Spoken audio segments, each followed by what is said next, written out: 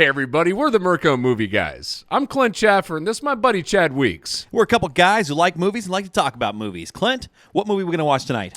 We are going to watch, it's a little late, but we're going to watch Spider-Man No Way Home. Yeah, it's about time. Honestly, this is our second attempt at this one. The first one didn't go so well, so we're getting back after it. Yeah, we actually recorded the entire podcast, and we had some technical issues that made that podcast go away. So here we are again. That's why we're so late on this. Yeah, so. better late than never, right? Yeah, that's what I figured. Spoilers.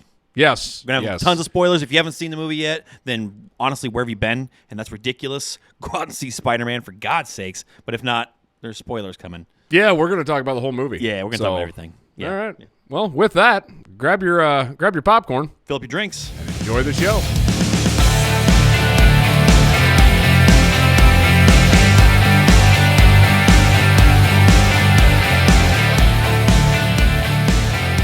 Hey, everyone. Welcome back. So we're going to be talking about Spider-Man No Way Home. Yeah, and again, spoilers. So if you made it this far and you haven't seen the movie yet, turn it off. Well, actually, just save it, like it, all that stuff, and then watch it after you go see Spider-Man. But yeah, and that brings up a good point. As we go through this, make sure you're leaving comments. We'd love to talk about this. We're giving you our opinions on a lot of these things, so be sure to hit that comment, hit the like, hit subscribe, and have some fun with us. Interact. Two things I love to read in the comments is Easter eggs. If you saw an Easter egg that I didn't catch, and theories. I love hearing somebody's theories. So if you have any theories about this, because man, there's got to be a lot of theories going on after this one. I'll talk about a few of ours. I mean, at least. Yeah, I mean, this is going to roll into, just the next phase, and it's exciting. So yeah.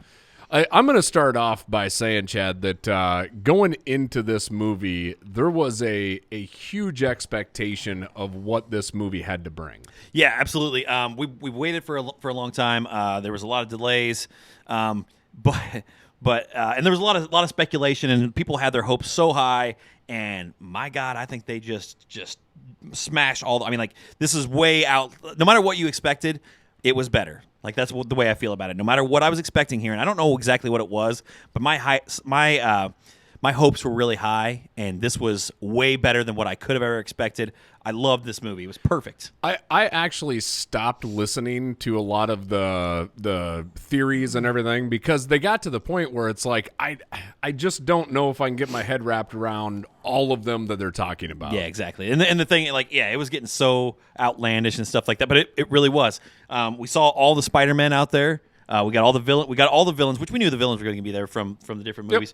Yep. But I think that one of the best things about the villains was the redemption for them. So you got to see Jamie Foxx as Max Dillon, Electro. Like you got to see him the way he should have been. Yeah, in exactly. The Amazing Spider-Man 2. Absolutely, and Jamie Foxx was the worst part of The Amazing Spider-Man 2. Yep. I mean, pretty easily, he was the worst part of that movie. And here he is. He comes out, and he pretty much carried the show. I'm not going to say he carried the show. He didn't. But he was very redeeming. Yeah. Very redeeming. Same thing with the Green Goblin. Yep. Willem Dafoe did a great job. Everything was great. I can't say enough about how great the villains were and how well they were carried. So let's start from the beginning of this. So we started basically at the end of Far From Home, where Mysterio, right, announces who Peter Parker is. Yep. So the whole world knows that Peter Parker is Spider-Man at this point in time. Yep, and they pretty much jump right into it right there. Yep. It's Spidey and MJ swinging around New York City, and people are becoming aware. And, I mean, that's right where it kicks off. People realize that he's now Spider-Man and his secret is out. He's trying to hide. Actually, he goes back to his apartment, and that's where he finds Happy and Aunt May are there, and then has to break it to them. And there's just a pretty exciting way to start it off because there was the way this movie was. There was so much to get in there. There's no time for fluff. There's no time to set anything up. You got to kick right into it. The funny part is at the beginning of this movie when we were watching it. Of course, Devin and I went and watched it, and at the beginning when everybody knows who they are, it's Peter Parker and MJ, and they're walking into high school, right? Because, I mean, they still got to carry on like normal lives, And I can't remember, what's the kid yell out? Like he yells out like, do something cool or do a flip or something like that. I can't remember. It's been too long since I've seen this. But the first thing that Devin said, he's like, That's the same kid that said the same thing in a previous Was Spider-Man. it really? Yeah. Okay. So Yeah, because I remember that. I remember previously where he's out there. He's like, "Hey, Spider-Man, do a flip." Yeah. And he does do a flip. He's yeah. like, all right. That's go like the Spider-Man. same. Yeah. That's like the same thing that happened when he was walking in. It was like one of the first things Devin said. He's like, Really? "Wait a second, that's already been in there." See, that's a great little catch. Easter egg. Good for you know? Devin. Good for Devin. Now the interesting part where I thought that they just came out swinging, pun intended. Yeah.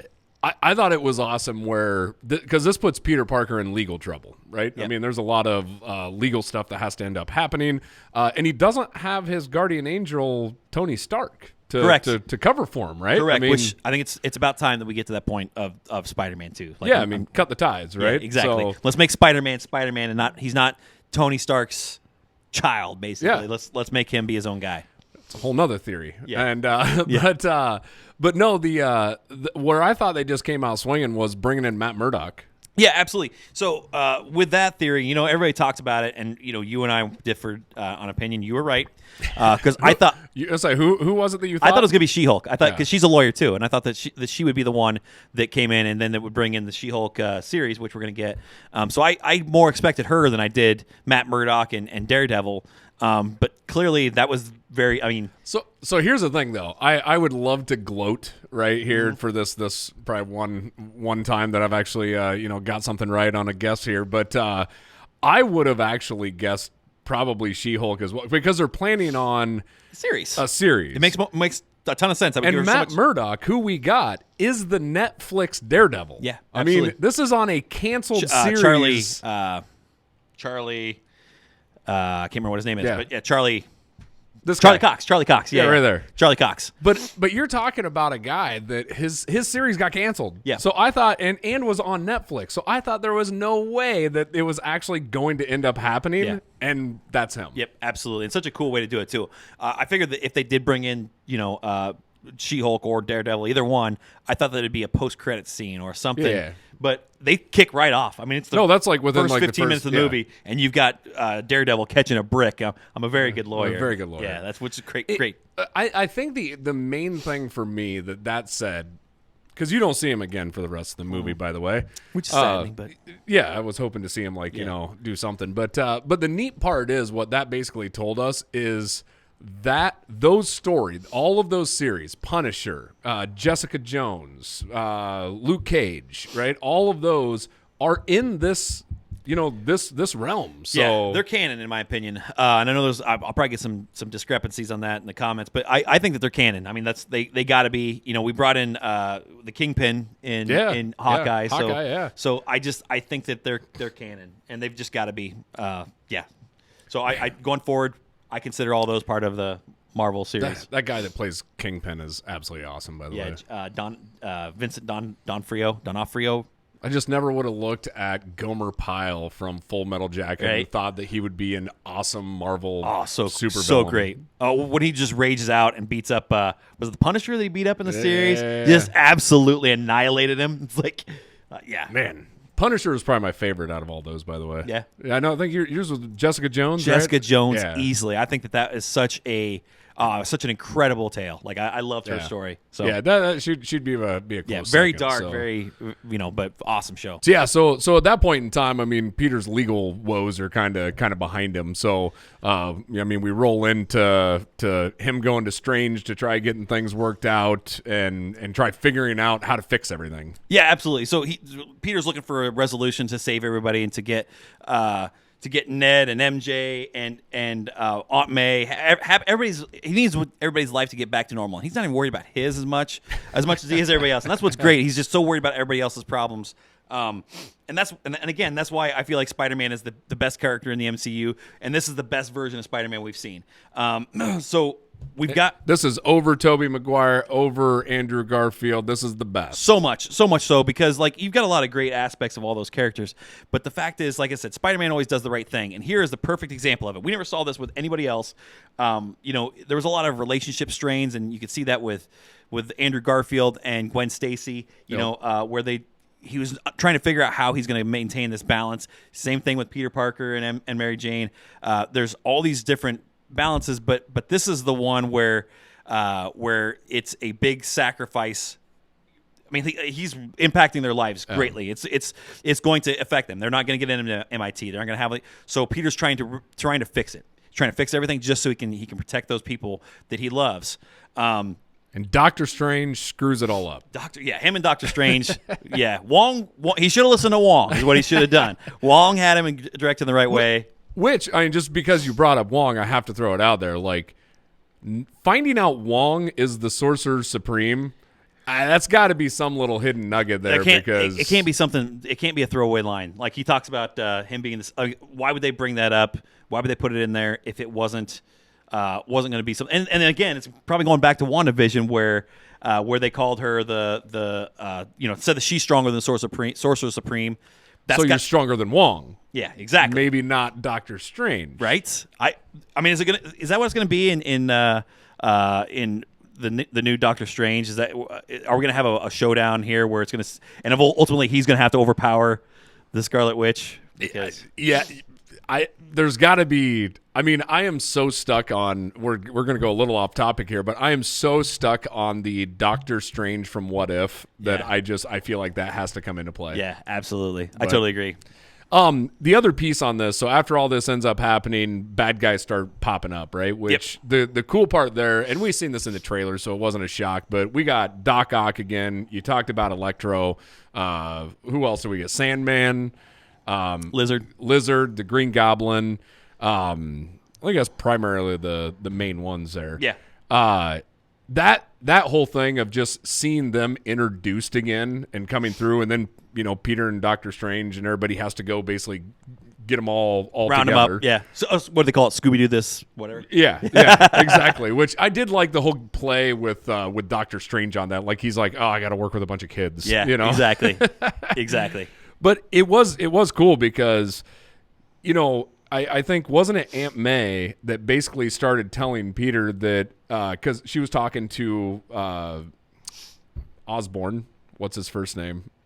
Norman Osborn. Yep. Finding that he's still like a good person inside, right? Yes, absolutely. She's the one that actually brought that out. Like, he realized that. And that's she's sitting there talking to him at Feast, And that's what I thought was so cool. Going back to your the best version of Spider-Man, I think this is the best version of Aunt May that we're seeing because Absolutely. it's pushing that goodness and kindness onto him. You know. Well, Aunt May in Spider-Man 2 had that speech about the hold on for a moment longer and all that stuff. One of my favorite speeches in any movie ever is where she just I love that. It's Spider-Man inspires you and teaches you to hold on a moment longer. You realize how cool that is to think about that, Yeah. But anyway, but here's the thing. The best part about this Aunt May is the fact that she is doing exactly what Uncle Ben did in the past and what Aunt May's done as well. But she's instilling in him that because she's the one that he even said, he's like, it'd be easier to do this. It's easier for who?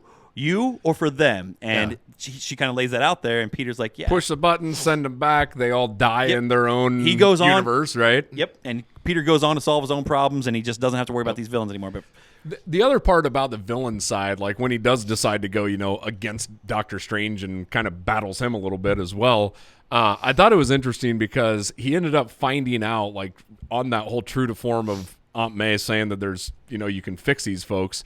It was cool that I thought they went through each individual character and figured out how to fix them. Yes, and absolutely. it's Norman and Peter Parker build the chip to fix Doc Ock, right? And it's for the first time they're actually acknowledging somewhat of a scientist myself. Yeah, exactly. Another throwback, right? But I just thought I think this is one of the first times that the comics, comic movies, actually acknowledge the issue that is underlying in each one of the bad guys, right? It's not just oh, this guy's crazy, so we're got to go fight him, or whatever. He wants to see the world burn. It's not that. It's there were specific reasons on each one of these because technically, this group of bad guys, are they really bad? Yeah, that's really true. Yeah, all of them. Well, it honestly takes you back to the Killing Joke. Remember that? All it takes is one bad day. One bad day. Yeah. Yeah. So DC Marvel crossover there, but no, I totally agree, and it was great to see all that go together, and especially when you brought in the new Spider-Man, and you find what an awesome entry. Oh, first off, the fact that Ned brought him in. Ned is the one that introduced the Spider-Man. I know they were already in there, but to use the sling ring that he stole from Doctor Strange, So that was So we got to talk about one thing before the 3 Spider-Men. Yeah. Which is you see the death of Aunt May. Yeah. Was that before that? I think that was before. After, okay. And that was one of those that was heartbreaking, right? Okay. Yeah. And it was just that, and then followed by, because I think I have this right. I think, and then that's followed by the introduction of, because that's when all the bad guys basically Norman Osborn turns and everything else. And then next thing you know, then we get introduced to the Spider-Man, which, in my mind, is one of the craziest emotional roller coasters that you could go through, because it's like sad and heartbreaking to like really exciting. Yeah, I totally agree. The death of Aunt May was the most emotional moment of a Spider-Man movie so far. I mean, like, I know going back to the Amazing Spider-Man 2, the death of Gwen Stacy, that was pretty bad. You know, there's a lot of stuff like that, but the fact that, like, because here's the thing, we've seen Uncle Ben die twice. You know, plus in the cartoons and the I'm comics. so happy we didn't have to go through that again. Yes, correct. But we watched Aunt May die, and my goodness, that was incredible. Like, that was because we got a chance to fall in love with Aunt May. Like, you know, we felt like we were part of that thing where we really knew her. We had some character depth. We've got, you know, this is the 3rd movie plus tie-ins, and we get a lot of Aunt May, and now all of a sudden she's gone in a very heartbreaking way. And true Spider-Man form, he can't sit and dwell on it. He's got to pick himself up by the bootstraps, carry on.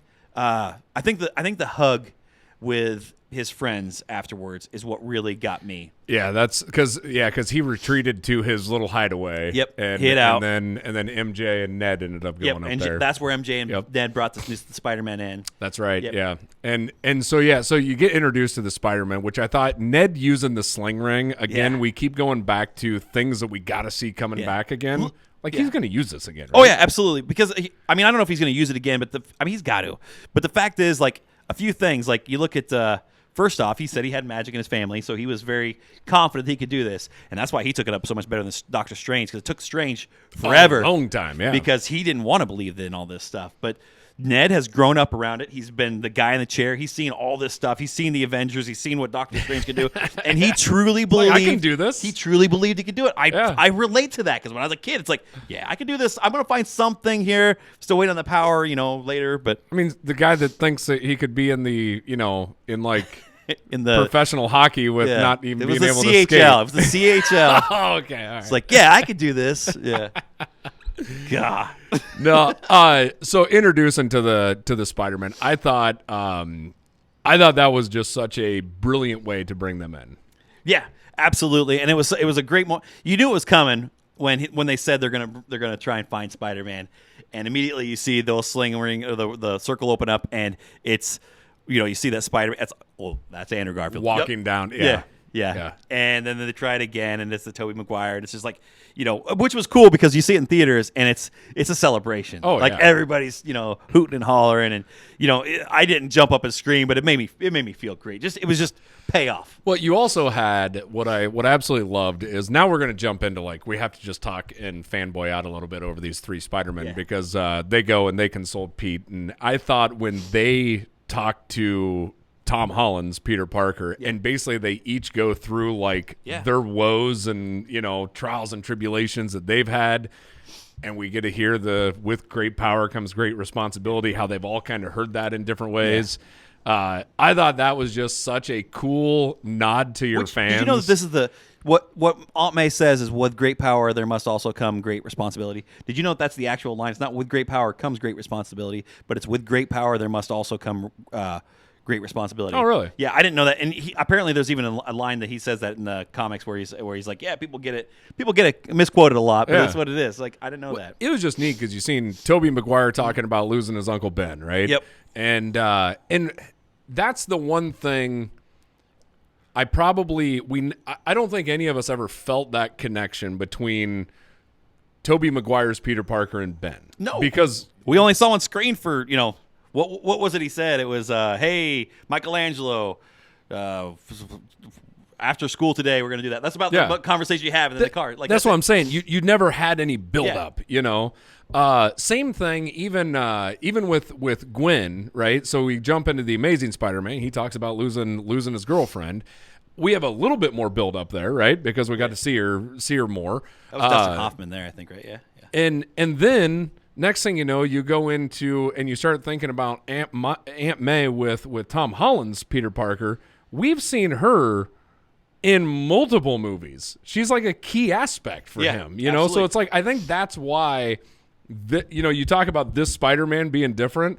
I think all of that comes into play. Yeah, like, absolutely. We've just seen more, and we've got to like know this kid more. Yeah, absolutely. And that's what I'm saying. Like we are much more familiar with Peter, with Aunt May, everything. Like it's personal. Like I said, we've watched him grow up basically to a lot more extent. Even Tobey Maguire and Andrew Garfield. I know they were supposed to be in high school, but they weren't. Like they were pretty grown.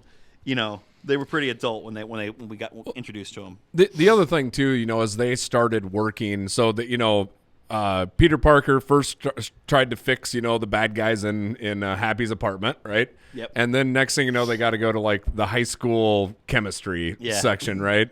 And I thought it was really interesting to see the dynamic of the three trying to work together. Yeah. And I thought they did such a great job of bringing each individual's personality and quips. Oh, yeah. From there on forward, even into like the last fight scene, I thought was absolutely amazing. It was very much their personality from their movies. Too. Yes. Like it wasn't like they were nothing was changed. Nobody was trying to push old Peter Parker into Tom Holland's way of doing it. Yeah. Right? Like it wasn't that. Tobey Maguire was still like the youth pastor, right? Cool youth pastor, yeah. and just kind of cool, calm, like, but nothing, more innocent probably, aspect. And then you had Andrew Garfield just making and cracking jokes the entire time. Here's the thing. Everybody's so excited about Andrew Garfield, but where was this love when Amazing Spider-Man 2 came out? Because that's still a great movie, and that's, like, he was great. Like, I wish we would have had this, so we could have had an Amazing Spider-Man 3. We're probably going to get an Amazing Spider-Man. It's very 3. possible, and I would like to talk about that in a little bit too. But here's the other thing, though. With all this being said, one of the concerns I had was the fact that with introducing these villains, introducing these new Spider-Men, having Doctor Strange, all these different things happening, I worried that we would have Tom Holland's role reduced to something. Yeah. Where he took a back seat to these guys, like he's done with Tony Stark in like every time he's around, but. He did not. This was very much a Tom Holland movie. He was the star, and these guys were supporting him. Even when they were, the final fight, when everything's going down and they're doing the scene where they're all doing the switch, that sort of thing. He was still the one that had the answers. Like I fought together on a team. The Avengers. That's great. Who's that? Who's that? Which is a very Tobey Maguire comment. But I did love the excitement, like that whole piece, like when they're trying to do that teamwork and they're trying to think of how to go against these guys, and like they would get excited at each other's their ideas. And, they're really trying to build each other up because Spider-Man's a great man. Like he's just great. Oh, just all the different things, like the hurting of the back. I can't remember a couple of the Andrew Garfield ones. That they talked about too of him. The Andrew Garfield Spider-Man. A couple comments that he was making that was making fun of his movies. And I can't remember. Well, he's like, no, you're amazing. You're amazing. Yeah, that's like, what it was. Yeah, he's like, oh, you're amazing. Yeah, I haven't fought anybody like that. Most of mine are here. He's like, no, you're amazing. You were amazing. Yeah. I kept going on. Thank you. I needed that. Yeah, I just thought it was just so much fun. The other piece too, the other dynamic of having all three together that I thought was just absolutely incredible was the fact that you started to see Peter Parker's dark side try to come out. Yeah. And it was interesting because the other two have already been there. Yeah, exactly. They've already done their things, exactly. right? And they don't want to see it happen to this Spider-Man. They've stopped pulling their punches. Yes. I think is what the comment was, right? Yeah, that was Andrew Garfield. So I stopped pulling my punches. And so they're basically hitting to kill at that point in time. There's a comic series where it's when Doc Ock becomes the superior Spider-Man, and at one point he actually, I think he's fighting the Scorpion, and he punches him. Basically what it is Doc Ock has taken over Spider-Man's body, uses his technology and that sort of thing. Anyway, he punches the Scorpion, rips his jaw clean off, and at that point he realizes that, man, at any point in all these years of battling Spider-Man, he could have ended me at any time. Yeah. But he's pulling his punches all the time, so he doesn't kill me when he punches me. And it's like, so that line right there is kind of a comic book tie-in too, because that's what it brings my mind to. I don't know if that's that sounds exactly what it is. It's just that violent. I've always said the same thing. A little DC tie-in here on this conversation, which is like, how does Superman not like kill everybody he fights, right? And I mean, there's got to be some sort of thing. If you have superhuman strength, you can't just be punching people's heads off if you're a I think I've showed superhero. I think I've shared that quote with you from when Superman's fighting Darkseid, and he says he's talking about how great he's like. I have a different problem. He's like, I live in a world where everything's made of cardboard, and I have to be careful not to lose control at any time. But he's talking to Darkseid. He's like, but you can take it, can't you, big boy? He's like, this is a chance for me to really show you how much power I have. And he's just walloping. It's like, that's cool. Because like, you see like the true power of Superman come out. Yeah. No, and so that whole thing, I loved the dynamic of them battling together. And they also had to start figuring out how to go against each one. Right? And again, I think this was kind of interesting because we've seen them already win against these guys. So it's like you kind of already know somewhat of what they're going to go do, They're going back through the same game again. Exactly.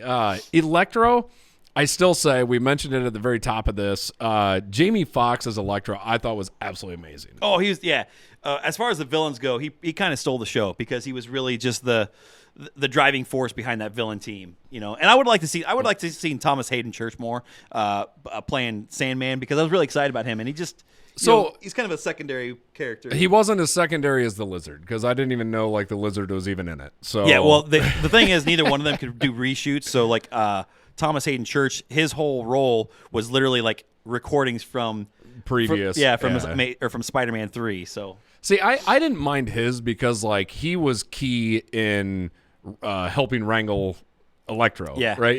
So I thought that was kind of like his shining moment to show that he's not a bad guy. Like that was his time, you know. Absolutely. Everybody else, it was funny because like with Electro getting like basically an arc reactor, right? Seeing him get fed back that power. And it's like you got to see Electro because he was kind of tame at first, right? And then all of a sudden he got that arc reactor, and it's like you've seen that same spark that you've seen in much better form in the Amazing Spider-Man, where it's like, I feel the power, and it's like, oh no, why would I give this up? I'm not going to give this up. Yeah, exactly. I'm like, and I thought that was just so cool to watch him transform, like, okay, I'm on board. I have too much power. Yeah. I can't go back now. Yep.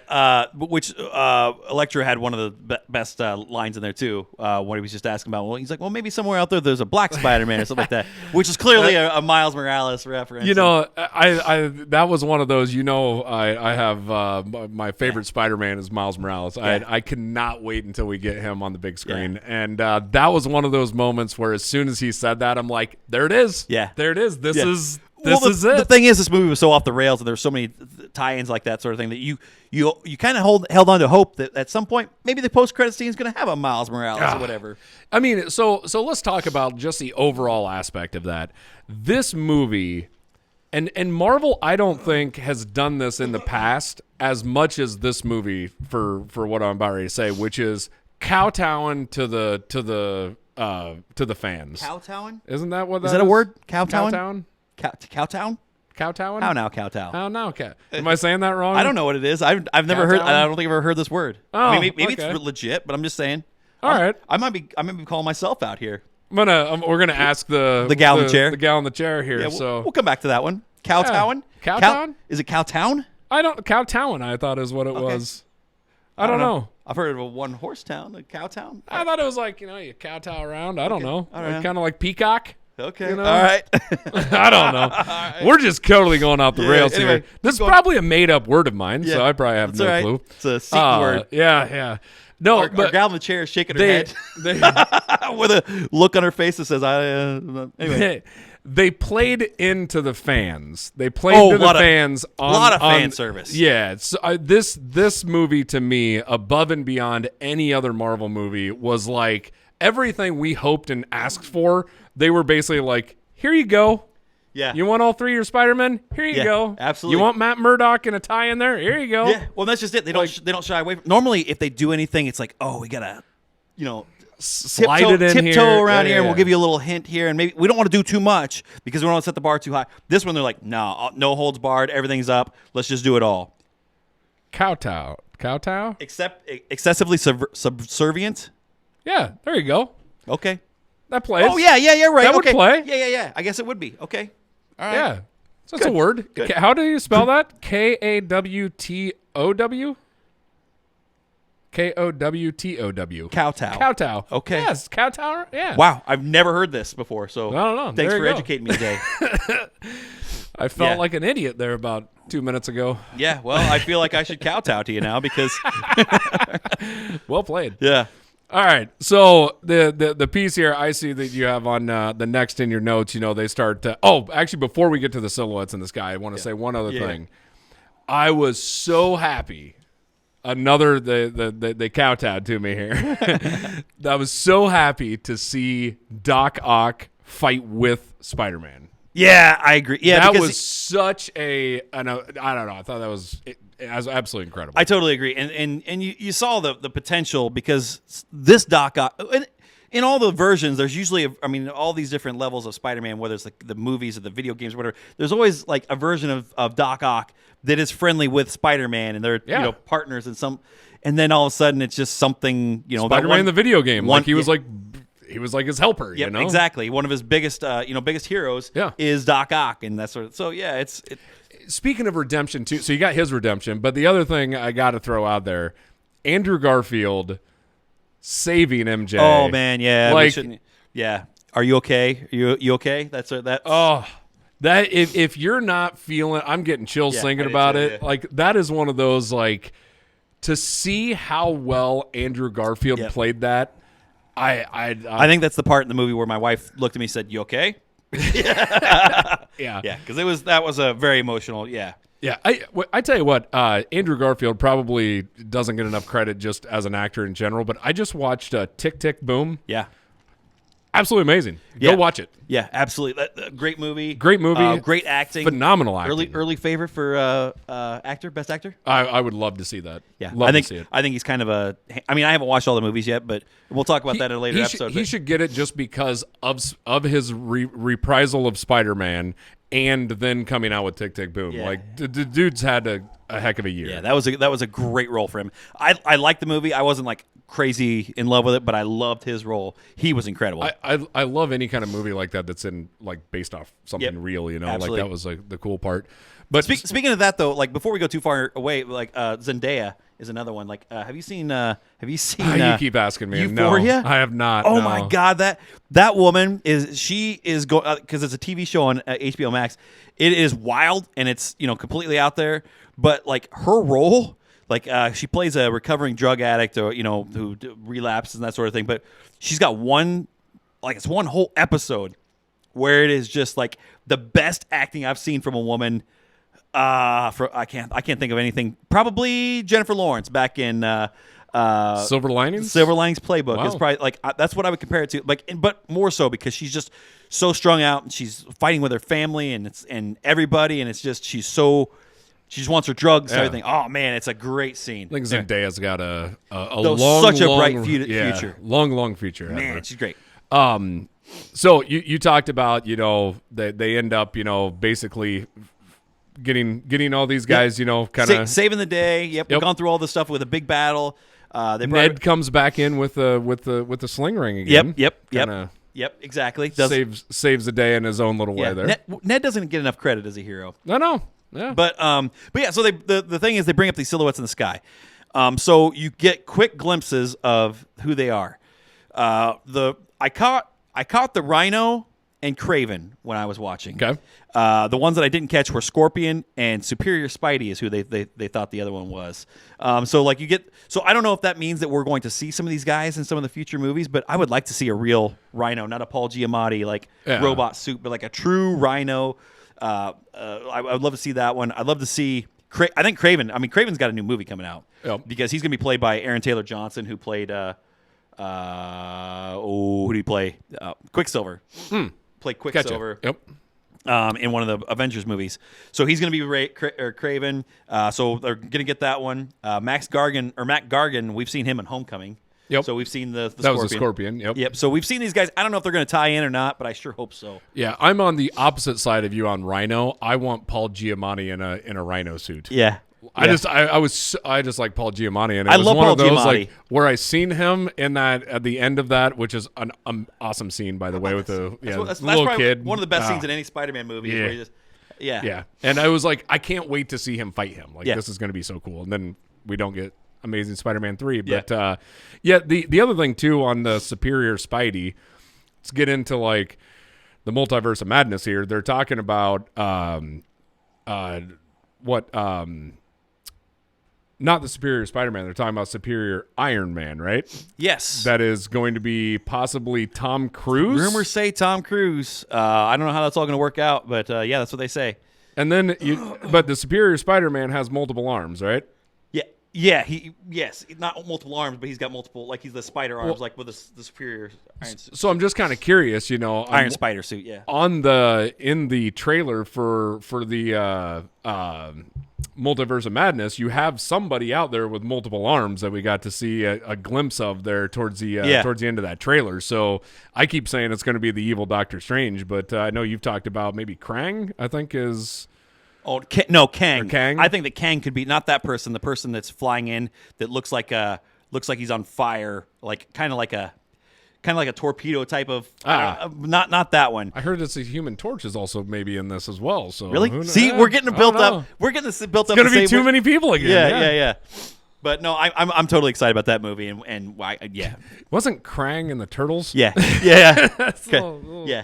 brain. Kang we've already seen. We've seen Kang in Loki. Oh, so okay. he was the guy at the very end. They came and they killed him to set up this. That was him at the very end. That's Kang. Oh, okay. That's Kang. So Kang Okay. Kang is already been introduced, and it looked to me like that was him coming into the battle, but I'm not sure. Gotcha.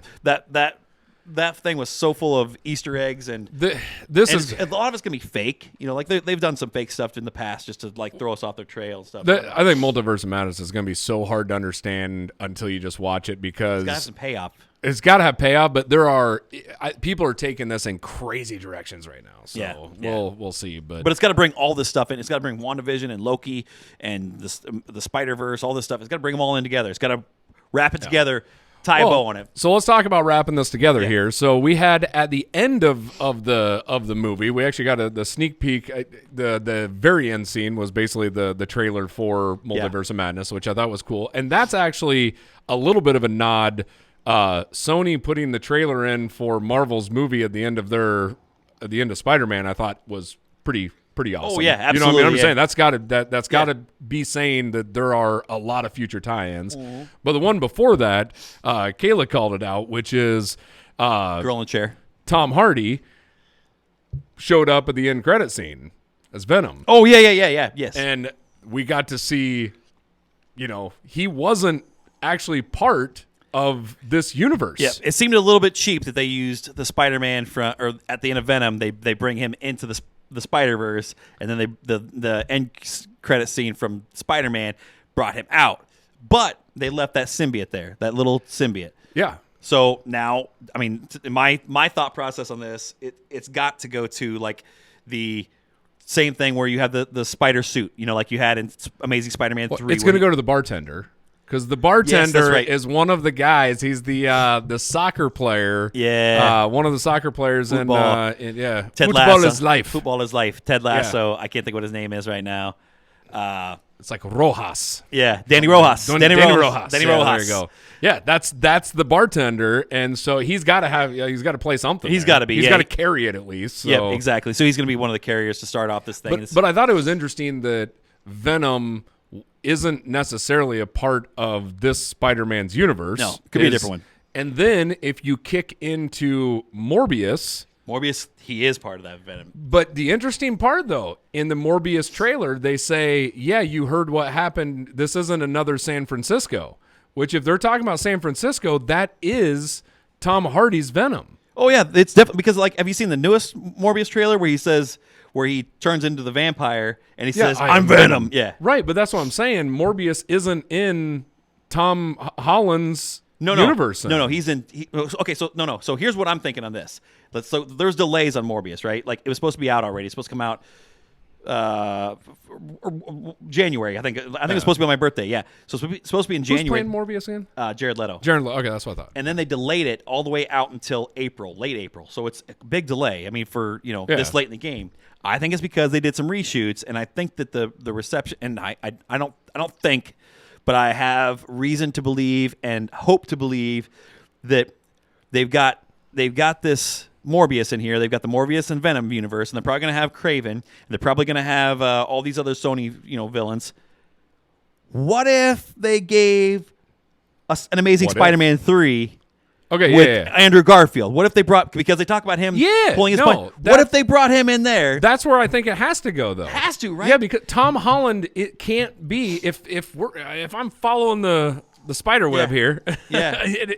Tom Holland can't be in these. It's funny that you say that because in the comics, this is all tied together by a web of the web of spider or whatever it is. It's Madam Web is basically what it is. There you go. So anyway, kind of cool. That's how the whole spider. But I'm excited to see not only where Multiverse of Madness is going to take us, and where this whole line. I just want Morbius. I just want Morbius to have some sort of Andrew Garfield tie-ins that they're reshooting. That's what I'm hoping is going to happen, and I hope we get that payoff here in April. It's going to be so weird as a fan is if we actually get to see Tom Holland movies coming out and we get to see Andrew Garfield's coming out. What a life. What a time to be alive. Give me Miles Morales. Yeah. Oh, yeah. Tie him in there and life will be grand. Yeah. Yeah. I don't disagree with that. And I think that if they did, that would be a good one to do it. Well, they probably should bring him into the MCU. Because, here's the other aspect of things. Let's talk about what we see for Tom Holland. Okay. So in the MCU, that now we have the so first off, again, Spider-Man doing the right thing. He's walking away from his friends, MJ and Ned. That was a tough scene. Tough at the end scene, too, yeah. So, yeah. Because he's the greater good, So now he's still doing it for him or for his friends, not for him. Being totally selfless. Yep. He's not even going to in his apartment. He's quitting school. He's basically going to go to get his GED and move into an apartment all by himself, and now he's going to go out. So the apartment looks exactly like all the other apartments that any Spider-Man has ever been in. Correct. And so now he makes his own suit. No, no more Stark tech. He's going to be the broke Spider-Man flying around which taking is what pictures. I want. Which is what I want. He's going to be your friendly neighborhood spider. I want the street level guy that's going to fight the Rhino and Kraven and this sort of thing. I don't want him to have to go fight somebody on Titan or whatever, that sort of thing. No, I think those days are gone. I did hear on the Tony Stark tech. Now this is always like those theories, right? That he's going to he had to create his own suit at the end, right? Because he can't wear that because. Not Jarvis. Yeah. What is it now? Not Friday. Friday. It's not Friday. No, it's what's the third version? What's the glasses? Edith. Yeah. So even at death, I'm still the hero. So Edith. Basically, the theory goes is that beings that Doctor Strange's ultimate thing that everybody forgot him, right? Yeah. That spell goes through, so nobody knows who Peter Parker is, even Edith, and that goes back to. Tony Stark never knew Spider-Man, now, right? So, nobody knows him, so he can't use any of the Tony Stark tech anymore. Yep. Which is actually really cool because you have stripped away. It's the age-old tale of superheroes. You build them up, and you have to knock them back down to bring them back into something, because now he can go back and fight the Vulture again. Yeah. Because the Vulture doesn't know Peter Parker, but he knows Spider-Man. Yep. So it's like... we can go back and start having some of these battles again. Yeah, absolutely. And like I said, I'm just glad to see these stripped down. He's just used if there was one complaint that I could see throughout these whole series is the fact that it's you're not Iron Man, you're not Tony Stark, you're Spider-Man. Be Spider-Man, and that's what he's doing now. There's no more suits. Back to the base level. I hope that he's going to have some team ups with Daredevil and She-Hulk and that sort of thing. I hope that type of relationship blossoms and I. Bring him in for some Avengers action and Fantastic Four or whatever, but it'll be interesting to see where he plays at this point in time. Hawkeye, the new Hawkeye, I could see him being a Kate Bishop supporter, that sort of thing. Yeah, absolutely. Save him more of the comic person, that sort of thing. Yeah. So we've wrapped up, went through everything here. we haven't talked about one thing, and I'd like to end on this, which is, what are you rating it? So, I'm a Spider-Man fanboy, and I tried to look at this objectively, but I can't, and I'm going to give this one a 10. I really believe that this is a perfect movie from beginning to end. It was everything I expected and more. It was visually like incredible. The acting was unmatched. It was great. It made you feel, how many emotions did you go through in that? Yeah. You celebrated, you had tears, what more could you want from a movie? It's a 10. I put it up there with the few 10s in the world that I would see. Yep. The Once Upon a Time in Hollywood or the they just So here I'm going to Fight Club. 10s. I'm gonna go. I can't give it a 10. Okay. And there's a reason. I'm gonna give my reason why I can't give it a 10. Okay.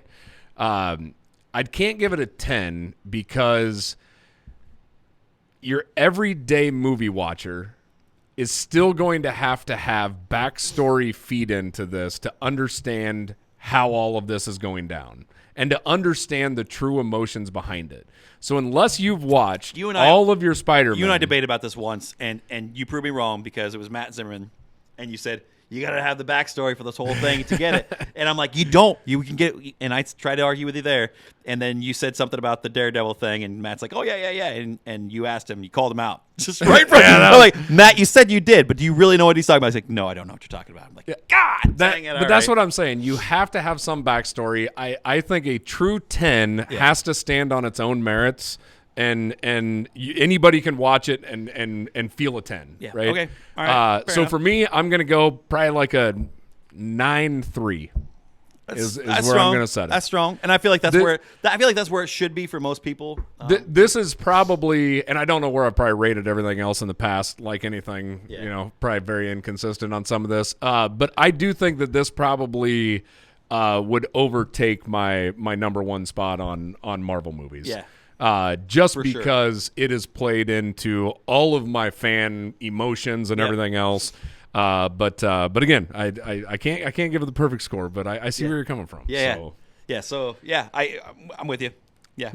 But all right, well, hey, if you've stayed this long, thank you. Let us know what you'd rate it. So give us your thoughts. Give us your thoughts and opinions on what your best scenes were, your favorite scenes, your favorite villains, all that kind of stuff. Easter eggs. If you got any Easter eggs that I missed, I'd love to hear them. Or theories. I like theories. Yeah, theories are fun too. So with that, the credits are rolling. Lights are coming on. That's the end of the show.